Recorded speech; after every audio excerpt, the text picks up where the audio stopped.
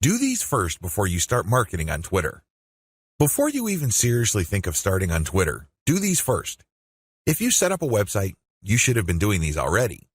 Just in case you are unclear on the concept or just in case you did things out of order, here are the things that you should do before you even think of marketing on Twitter. Pick your niche.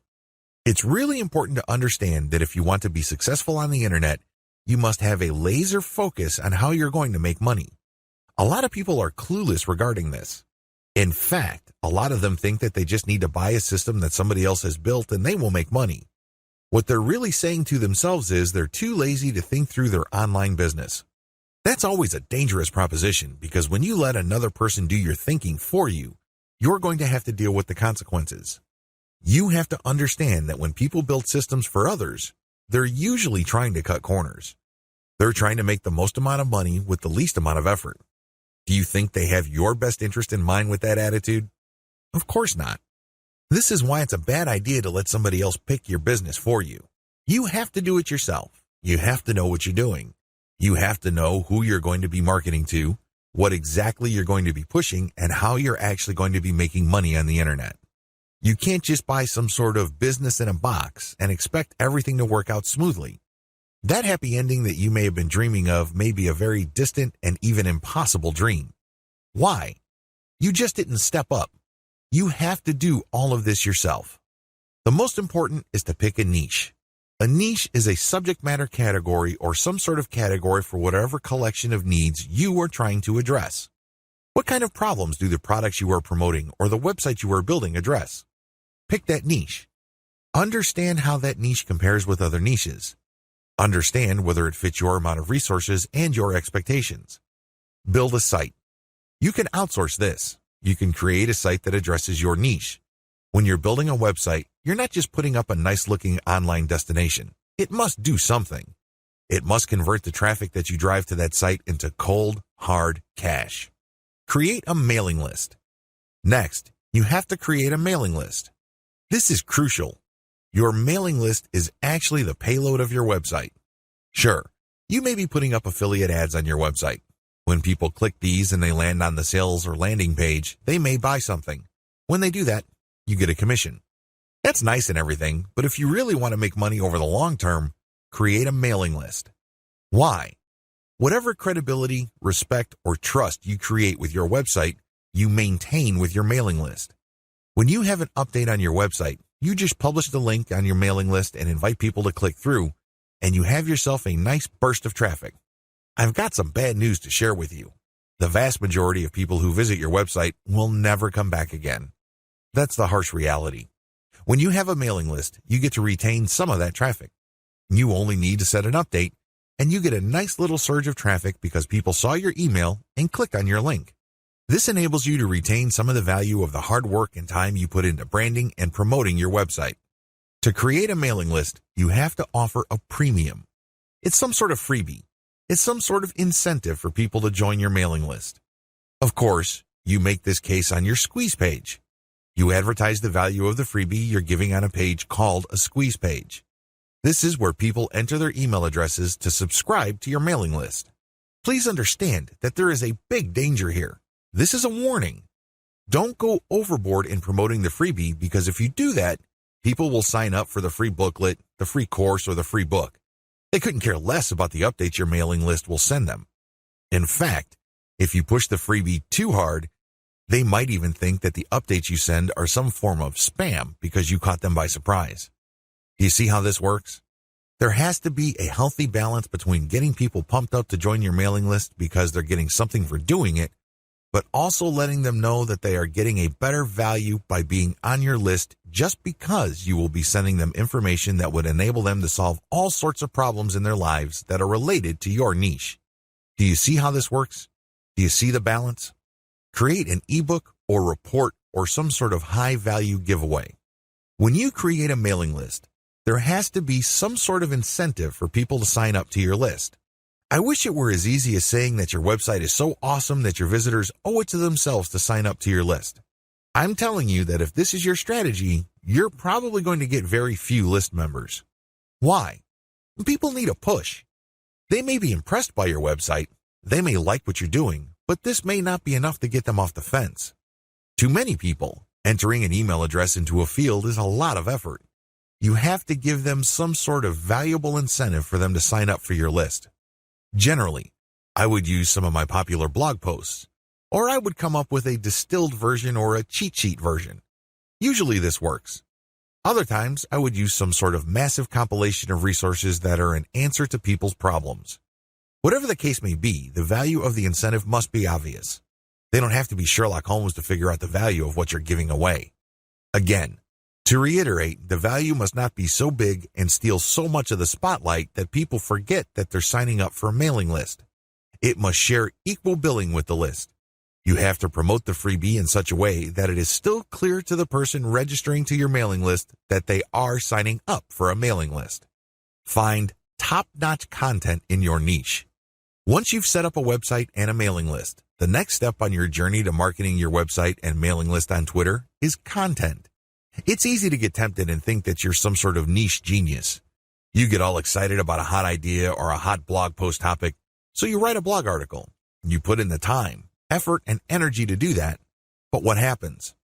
9 times out of 10, that content doesn't work. For whatever reason, people do not seek it out. You don't get traffic with it.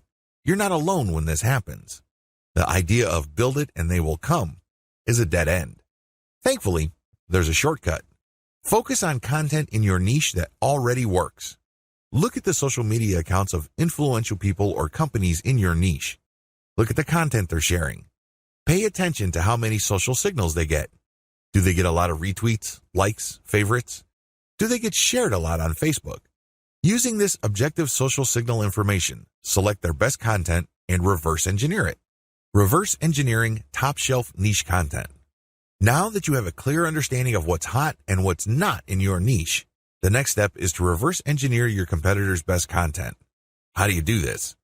First of all, you just focus on their topic. If they're talking about a certain personality in your niche, then talk about that person, because obviously the fact that they're getting all this attention from your niche audience means people are truly interested in that personality. However, don't stop there. Come up with something new. Maybe interview that person directly, or maybe take some sort of controversial angle. Maybe you can give more complete information.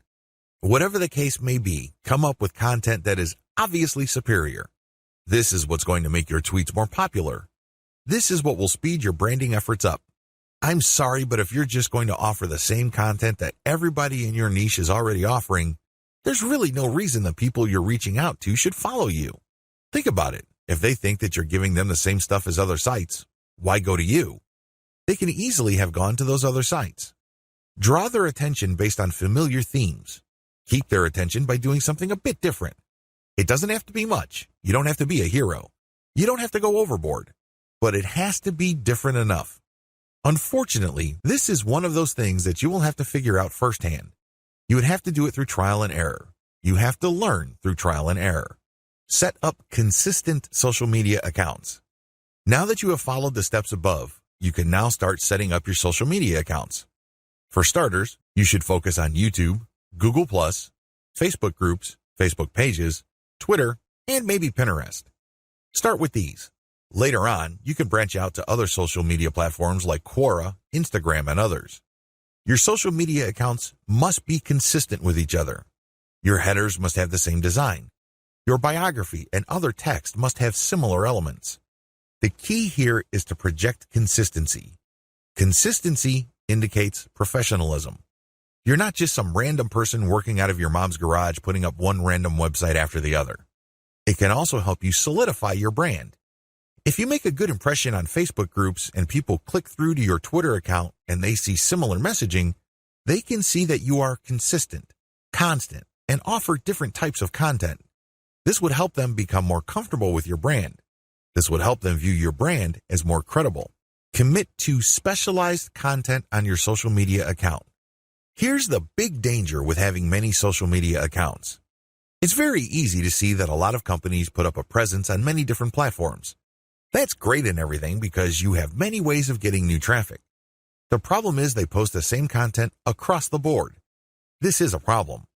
When people approach your brand on Twitter, they're looking for content that is slightly different from the content they would expect on Facebook groups, your Facebook fan page, and definitely your YouTube channel. You have to be aware of these different expectations and give them what they're looking for. Oftentimes, this is as simple as the form of content you offer. Obviously, when you're on YouTube, it would suck if you just offer blank videos of somebody reading your articles. That's not going to work. At least bother to use slideshows with the article. Preferably, you should have some sort of video spokesperson who speaks directly to the people during the video.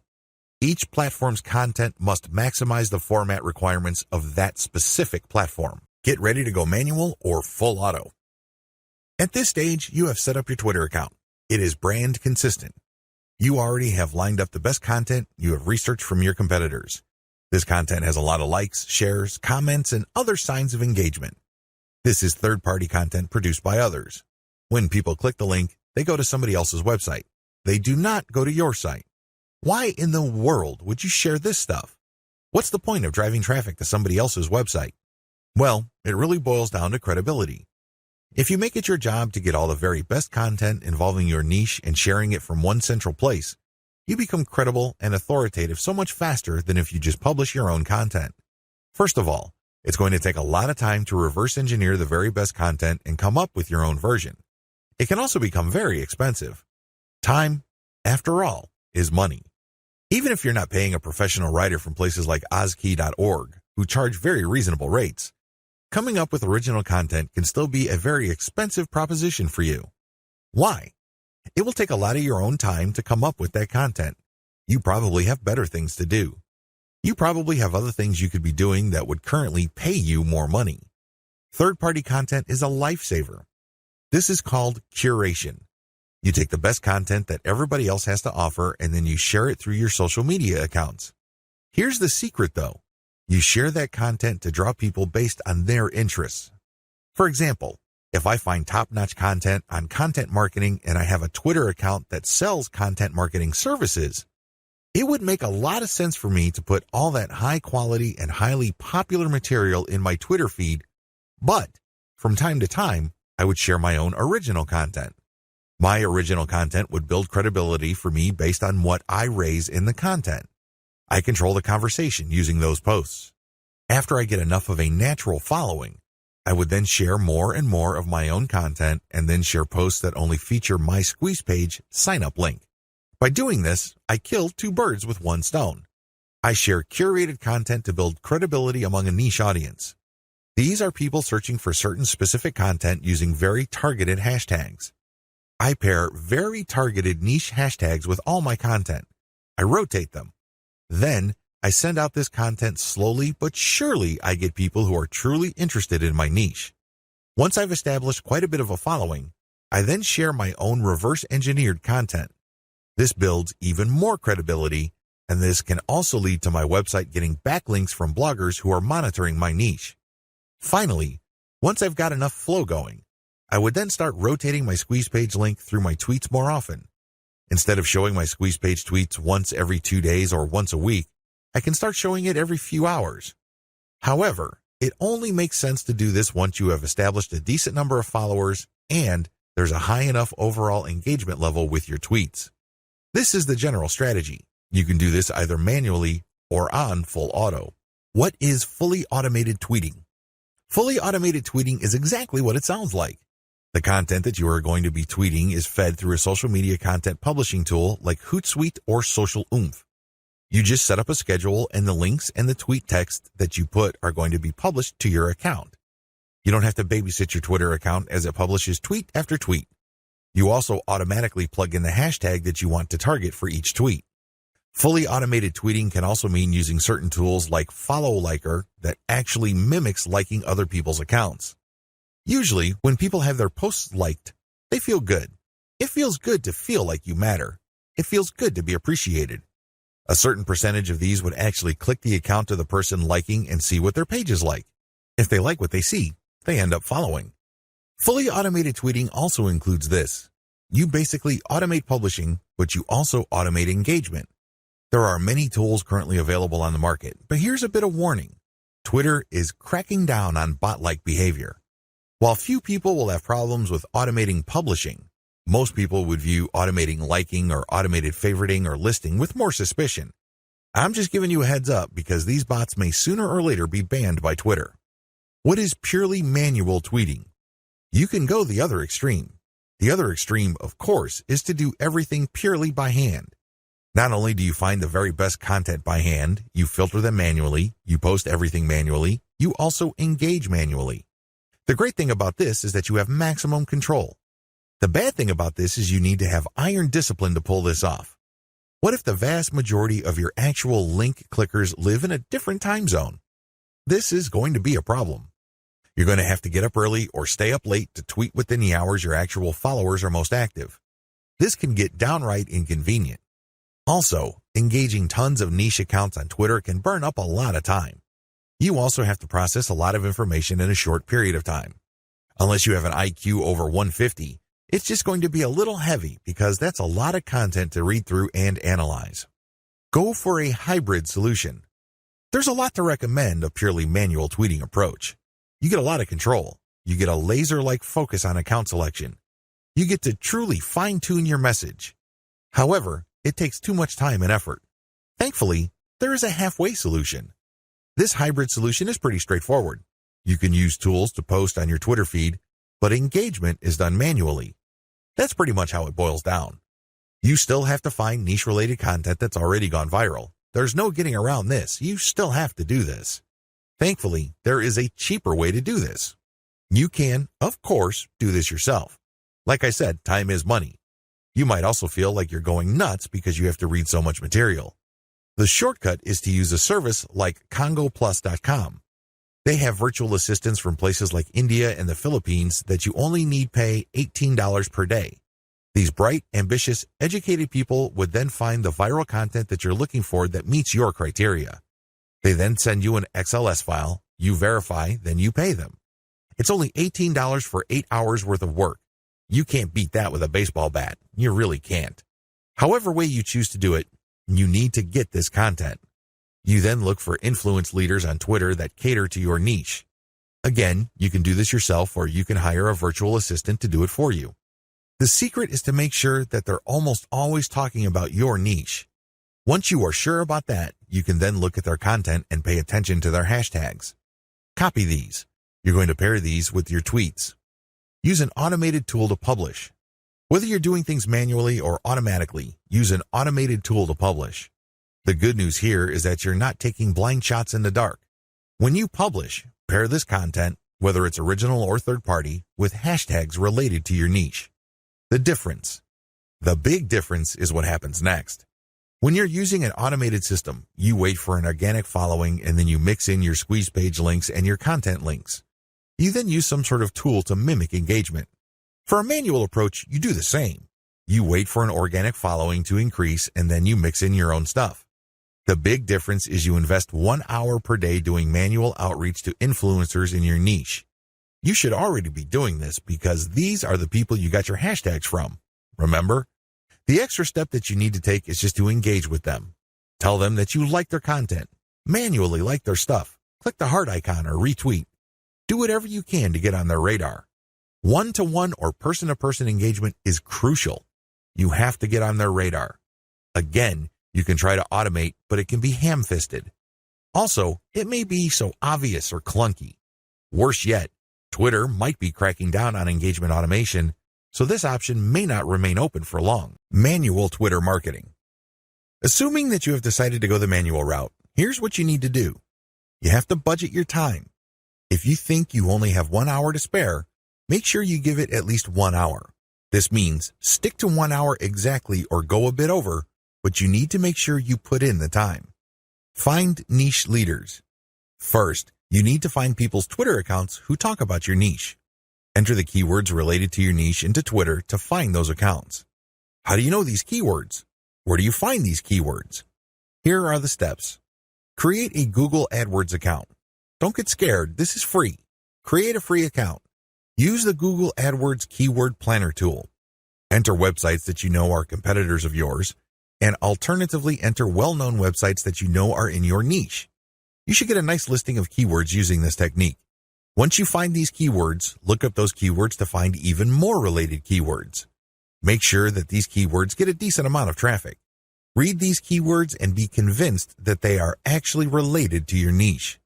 Once you have a nice clean list of keywords, plug this into Twitter to find accounts. There's a shortcut to this. You can use Congo Plus's $18 per day virtual assistants to do this for you.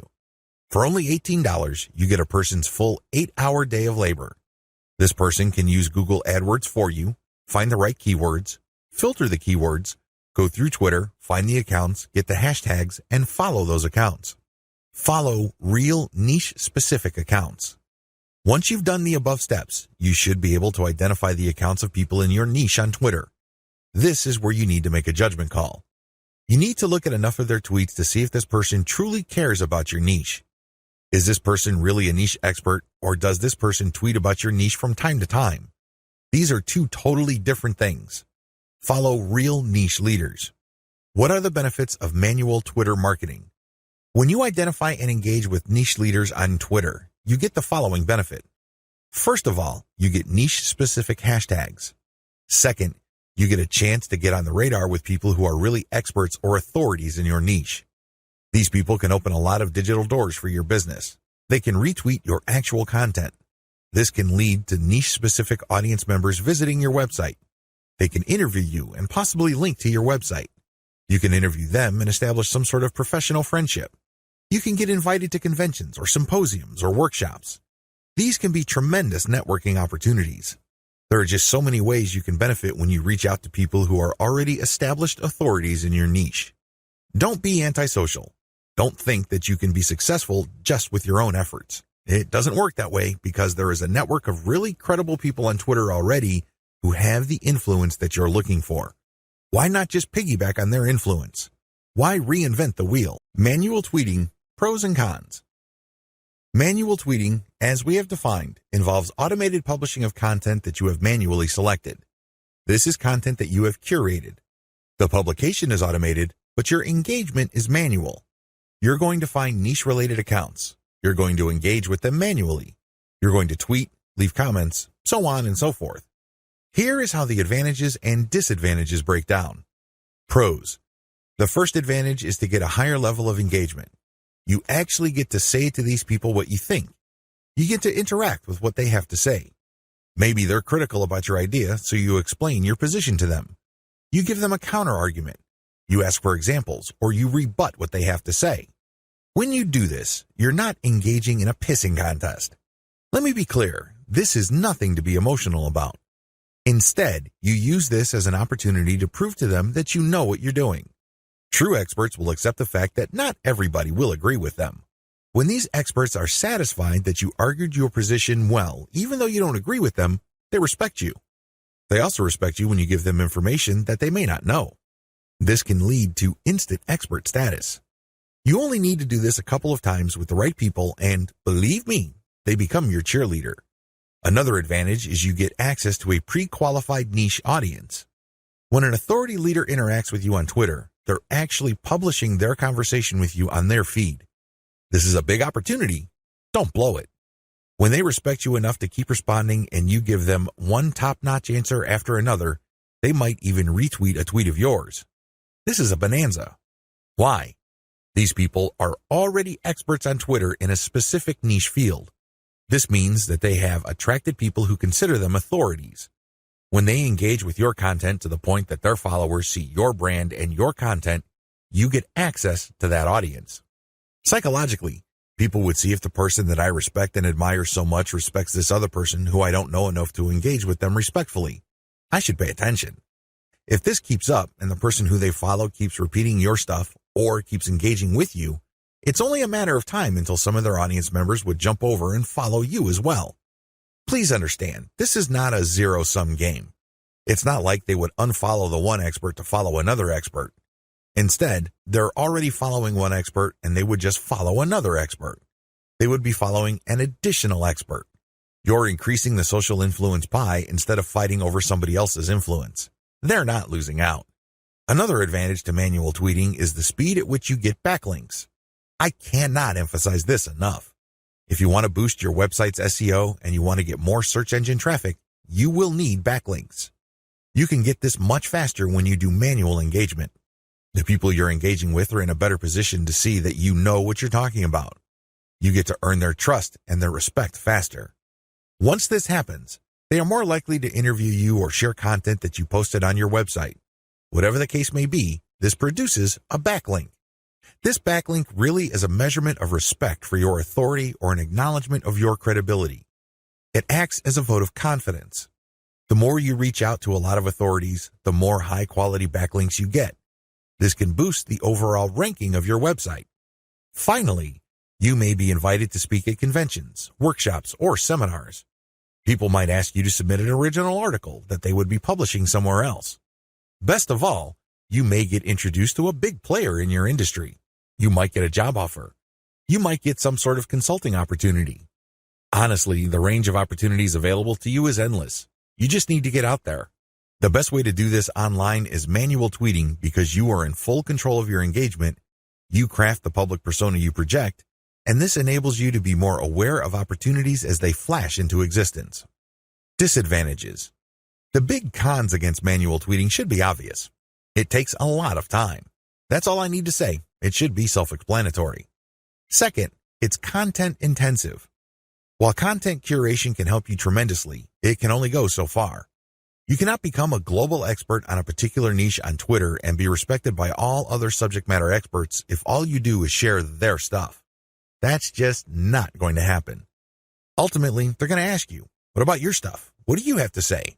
What does your original research indicate? You don't want to come up with a zero when asked those hard questions. Finally, there is no assurance that you will get some sort of alliance. I hate to say it, but certain niches really don't get much coverage on Twitter. You might be able to interact with a high level of niche authorities on Twitter, but that doesn't necessarily mean that they operate blogs that can then link to you. Still, on balance, manual tweeting on Twitter delivers more benefits than its costs. Manual Twitter follower generation. How do you generate followers organically on Twitter using a manual technique? It's as basic as finding niche-specific accounts and finding their followers. Follow these niche-specific accounts, but pay attention to their followers. Follow followers who you know are truly interested in your niche. This requires research. You actually have to look at their tweets or look at the stuff that they're retweeting. Once you see a pattern and it is niche-related, follow these follower accounts. I know this is simple, but it's also effective. How to find the right niche influence leaders on Twitter. At this point, it should be fairly clear that you need to follow the right people on Twitter. Otherwise, the tips I've shared with you will not work. If you're just going to follow random people on Twitter, you don't know who you're influencing. In fact, you don't even know if you're influencing them at all. You have to understand that on Twitter, some people generally follow a general rule. If you follow me, I follow you. Nowhere in this does it say they're actually interested in what you have to say. That's a big problem. If you attract the wrong following, you're not going to get many results from Twitter marketing. In fact, the results you get would be the same as if you did not do Twitter marketing at all. That's a waste of time. You need to find real people. You also need to find real influential people. This isn't bad enough. You need to find real influential people in your niche. How do you do this? Here's my step-by-step guide. Pay attention to their biography. Look at their bio. Is it on point? Does it indicate the persona of a person who is truly interested in your niche? This is crucial. If there are no niche-related keywords there, or it's not obvious that this person is part of your target demographic, and it's not some sort of passionate or credible enough authority in your niche, then this is probably the wrong person. You may be barking up the wrong tree. Look at their follower-to-following ratio. This ratio is simple. Look at the number of people this person follows and look at the number of people following this person. If this person's followers greatly outnumber the accounts this person is following, chances are this is a real account. It is not some bot that is fully automated. Instead, this person actually has influence because for how many people he or she is following, he is followed by hundreds, if not thousands of more people. This is very important. If it turns out that the number of people following this person is pretty much the same as the number of persons he is following, it's probably not a good idea to follow that person. This person is probably just using some sort of software to take advantage of the fact that when you follow people, they follow you back. Some of them follow you back. Pay attention to their level of engagement. Look at the stuff that they talk about. Pay attention to their tweets. What do they constantly retweet? What do they tweet about? Are they talking about the same stuff most of the time?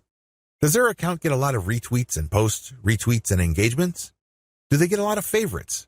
Is there a lot of engagement with the content they share? Even if this person is totally focused on your niche, but it turns out that their tweets don't get much engagement, they may not be all that influential. Becoming credible with them and getting access to their market may not work out for you. Their audience may not work out for you because they're not really authorities. Pay attention to the specificity of their posts. Look at their posts. Here's a rule of thumb. If 80% or more of their posts have something to do with your niche, follow them. Follow them if all the other points I raised above apply. But if it turns out that this person's bio is on point, it has more followers than the accounts that he or she is following, it has a high engagement level, but this person focuses on generalized content, this person may be a dud. In other words, this person is some sort of Twitter celebrity. This person is only an authority because of their personality and not much else. They're not an authority because they focus on a niche. They're not an authority because they are truly passionate about a niche. People only follow them because they think their personality is interesting. So, what you get is some sort of individual celebrity market. That's not what you're looking for. You're looking for a niche audience. Follow and engage. So, what do you do when you find a niche-specific and truly authoritative account on Twitter? First of all, they have to meet all the criteria listed in video 5. Assuming they pass with flying colors, you follow them. Don't stop there. This is just the beginning. Once you follow them, you engage. Now, a lot of people have all sorts of misconceptions regarding what engagement means. Some people think that if they just click the heart button that they are engaging. They think that if they retweet that they are engaging. No, it goes beyond that. You actually have to engage in a one-to-one conversation with the person tweeting. You click the reply button. I'm not talking about the direct message button. I'm talking about the reply button.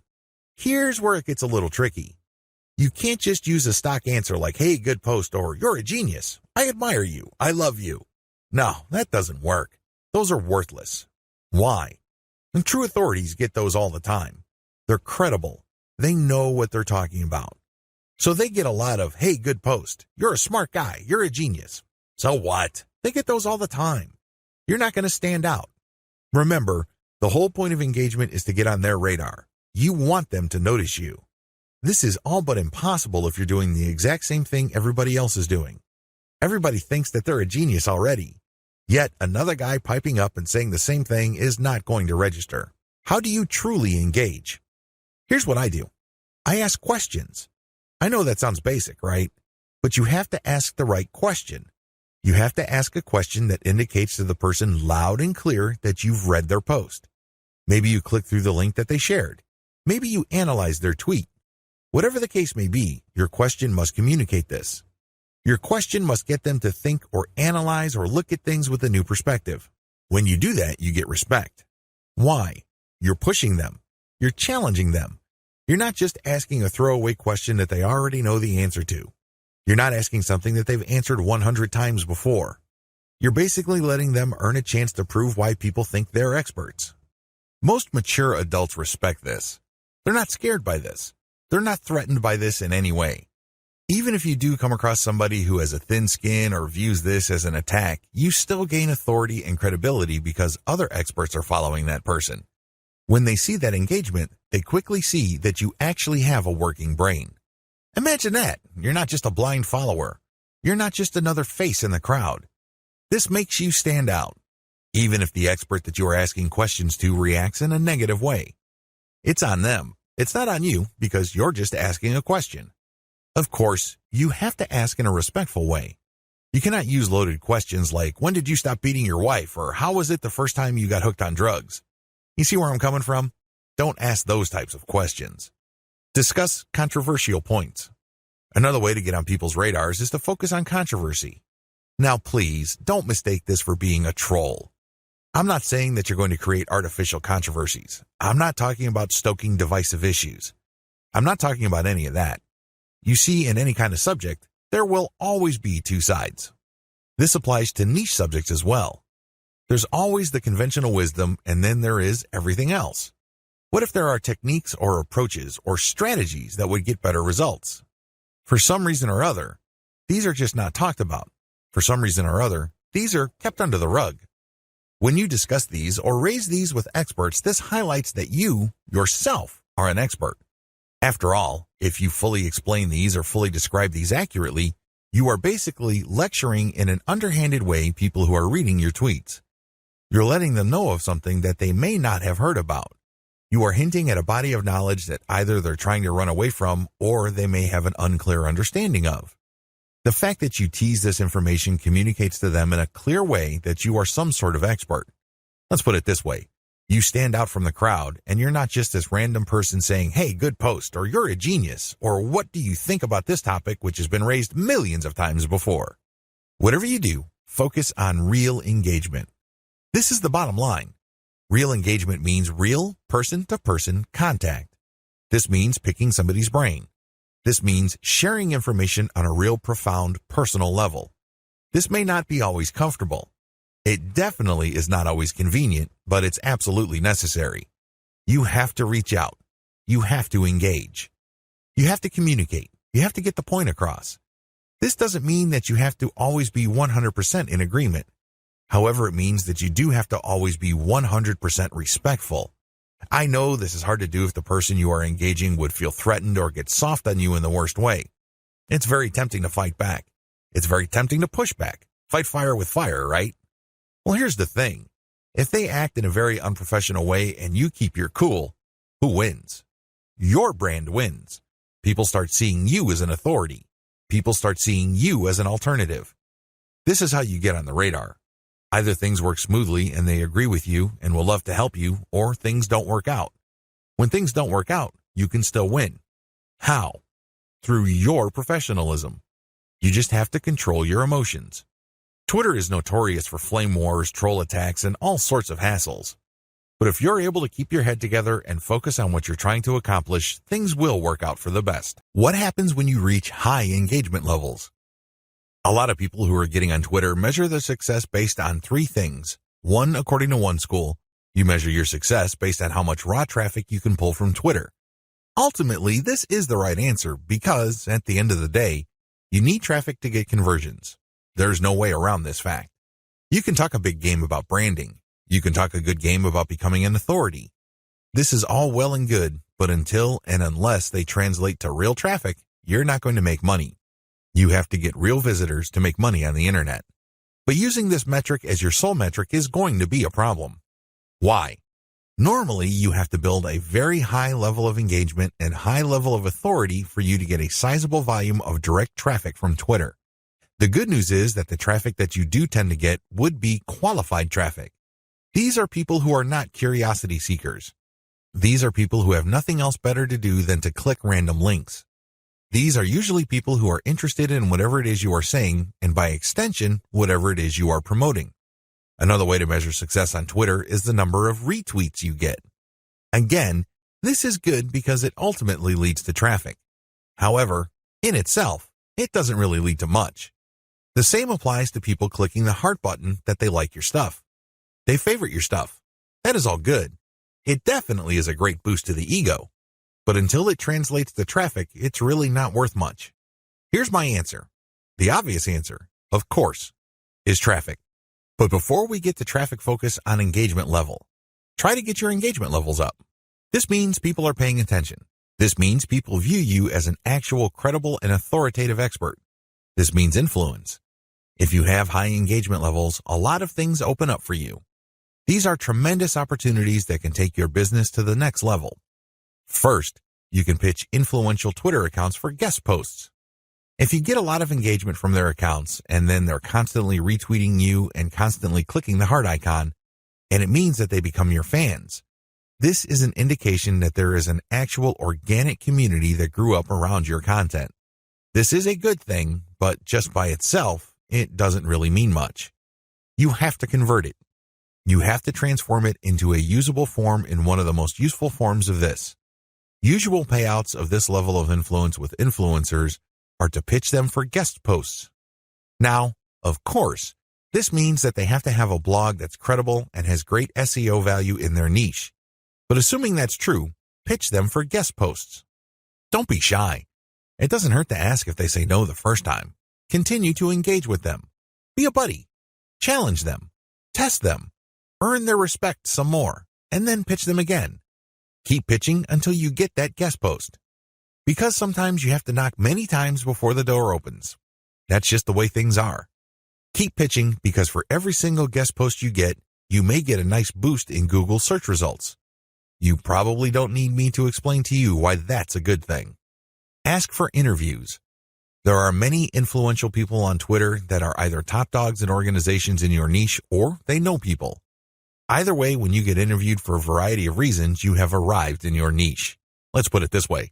They're not going to interview worthless people. They're not going to interview people who have no credibility. Why? Well, they respect their own credibility. They want to protect whatever status they have. One of the worst ways to do that is to interview people with no credibility. They want to build up. So, the fact that they're interviewing you signals to whoever respects them that you are worthy of respect. It signals to people that you are credible, that you are worth following. It tells people in so many ways what you have to say counts for something. This is a big deal. How come? You can leverage this interview that you've got as proof of your expert status. You can then contact influential publications in your niche to get backlinks. You can contact the networking groups, symposiums, and conventions to get speaking opportunities. You can always point to the fact that you got interviewed by these highly credible places. Another advantage you can get when you put in the time to manually engage with truly influential people involves blogging roundtables. Blogging roundtables are basically group interviews. The person holding the roundtable would come up with a general topic. For example, they're talking about general SEO trends in 2018, and then hit up a large number of people for their interviews, knowing full well only a small fraction would respond. If you get invited to turn in your feedback, you get a nice link. Imagine if the Blogger Roundtable was being held on the premier website in your niche. Again, it doesn't take a genius to figure out the dynamite SEO potential of this opportunity. Build a high-influence retweet circle. This final benefit escapes a lot of marketers. In fact, even Twitter marketers may be completely blind to this. This is one of the biggest benefits of manual engagement with influential people on Twitter can ever deliver. When you get these people to think that you are credible and that you are an expert in your own right. Eventually, you can count on some of them to automatically retweet your stuff. This is a big deal. Well, when you share your own content, or better yet, when you share your squeeze page direct link, you want truly interested people to click through. You want people who understand what your content is about to click through and possibly convert. In other words, you want highly qualified traffic. If your brand becomes so trusted and so credible in your niche among other Twitter users, you cultivate such a following. You only need to produce content and automatically you know they would retweet you.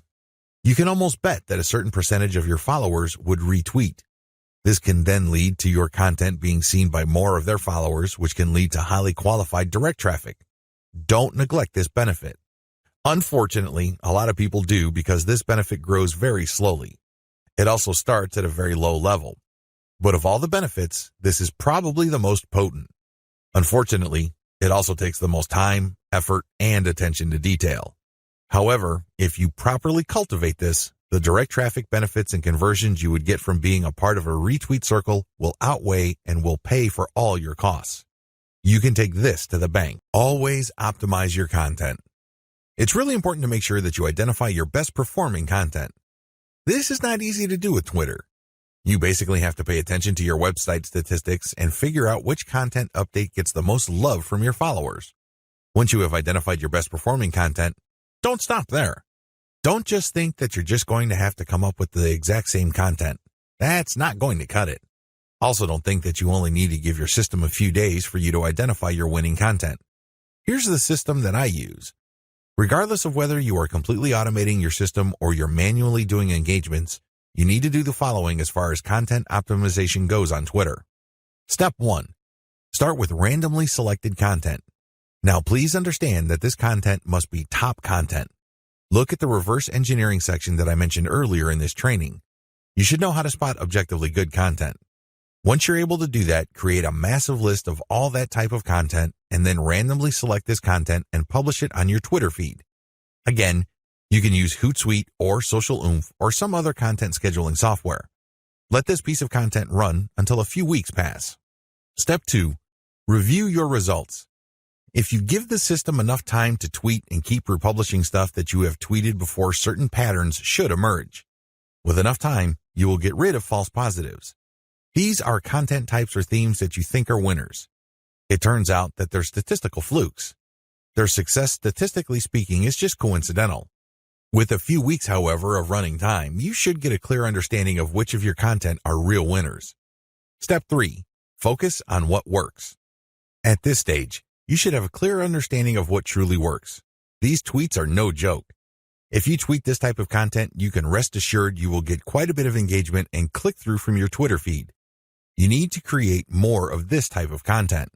If you don't have the time or resources to do that, you should find other third-party content that is just like your winning content. Focus on what works. Scale it up. Pair it with your squeeze page tweets. Pair it with your content that leads to ads or other conversion devices on your website. Whatever the case may be, you need to focus on what works and scale up once you've identified reliably productive content. Again, this takes time. This is not something that you identify overnight. You have to let the patterns play out. You need to let the statistical flow of your traffic even out over a long enough period of time. If you do this right, you will be able to shift your Twitter feed towards content that has a predictable level of engagement. This paves the way for the success of your Twitter campaign. Cross-feed your content among platforms. If you notice that you have winning content on Twitter, don't just leave it at Twitter. There's a good chance that people on other platforms would appreciate that same content. Take that content and share it on Pinterest or Instagram. If you are sharing third-party videos and they do really well on Twitter, share them on your YouTube channel. Whatever the case may be, cross-feed or cross-pollinate your content among different social media platforms. There's a lot to choose from. There's Pinterest, Instagram, YouTube, Facebook, Reddit, and Quora, among many others. Mix and match. Pick your very best content. Try along different platforms and identify what works. Once you identify that a particular type of content that you tweet also does well on another platform, publish more of that stuff. Scale it up. Leverage the power of questions. One of the best ways to publish content on Twitter is to ask questions. It's really that simple. You ask a question and then you post a link and then some hashtags. The great thing about this question-based tweeting is you get to engage the reader. You focus on a specific point that they may be interested in. If they are, you're more likely to get the click. This is definitely more engaging because you start with a specific need that they have. You're not just wasting people's time by saying, hey, this might be interesting. Who cares? There's tons of interesting stuff on Twitter. People simply do not have the time to consume all that information. One of the best descriptions I have read about Twitter is that it's like drinking from a fire hydrant. There's just so much information to process in a very short period of time. This is why most people who consume a lot of social media content don't bother to read. They really don't. They don't have that luxury. Instead, they scan by tweeting in the form of questions followed up by a link and some hashtags.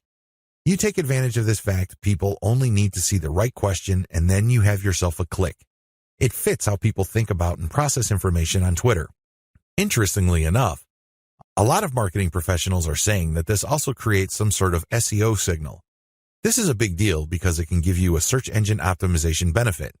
Now, please understand that this benefit is very marginal. In fact, spokespeople for Google have spoken up on this issue. For the most part, they said this type of social signal isn't really factored in by Google. However, a lot of professional search engine optimization consultants say that there is an indirect or circumstantial benefit. Whatever the truth may be, we could all agree that if there is a signal that is being factored in by Google, it's going to be a very weak factor. Still, it is a factor. So you raise the question-based format. Use your questions for Quora. Not only do you get to engage your Twitter followers more directly by using questions, you can recycle this resource by posting it on Quora. You're killing two birds with one stone. You are posing a question on Twitter, and then it's copying and pasting that question and posting it on Quora and then posting an answer, or you can look for a similar question that already exists on Quora and answer with basically the link that you are promoting through Twitter. You save on time. You definitely save on effort. Twitter marketing best practices. The first 9 videos of this training step you through the process of Twitter marketing. Whether you're going the fully automated route or you're doing things by hand, you have to use certain best practices. Otherwise, it's too easy for your Twitter marketing campaign to simply fall apart. The vast majority of people who try their hand at Twitter marketing simply do not succeed. It's not because these people are dumb. It's not because these people are hopeless in terms of execution. They just did not have a plan. They also did not follow certain best practices that would have increased their chances of success. Here are just some best practices that I've learned marketing successfully on Twitter for several years. Element by element optimization. When you're optimizing content on Twitter, it's a good idea to focus on one element at a time. What is an element? Well, it's just part of a tweet. It could be the question. It could be the link. It could be the hashtag. When you're optimizing for the highest amount of engagement and click-through, you have to change your tweet section by section. You can't just change them dramatically overnight because even if you do get some sort of improvement, you don't know which part accounts for that improvement. You're completely in the dark. On the other hand, if you optimize element by element, you can clearly identify which part you changed and reasonably conclude that this accounts for the improvement. Once you're no longer getting a nice improvement or you peaked with a particular element, then you switch to the next element. With Twitter, this is pretty straightforward. You play around with many different question variations until you get one that gets clicked a lot. Next, you swap out different hashtags until you get something that gets clicked a lot. It seems pretty simple, but it's something that takes place over an extended period of time. It's not something that happens overnight. You just have to pay attention to the trend. That's traffic statistics so you can make the necessary adjustments. Tweet timing optimization. Depending on your time zone, it may well turn out that a lot of your most active followers prefer early morning or late at night. Pay attention to your statistics. Maybe you're using Google Analytics. Maybe you're using StatCounter. It really doesn't matter. Pay attention to the time of the clicks coming in. You see a pattern. If you do, use your tweet scheduling software to mirror the most active times or the most popular time frame of your content. This is the time range where most people click on your links on Twitter. Make your decisions based on statistics. A lot of brilliant online marketers fail in the Twitter marketing game because they go with their gut. They tell me, I just know it feels right. Alternatively, they tell me that their gut is telling them something. 9 times out of 10, these people fail. Again, they're not dumb. They're not stupid. Instead, they base their decision on feelings. Unfortunately, in this game, feelings can only take you so far. In fact, hunches often lead to dead ends. If you're going to be making a decision involving your content, your conversion pages, your mailing list, or whatnot, pay attention to statistics. Make sure you can justify whatever changes you make with hard numbers.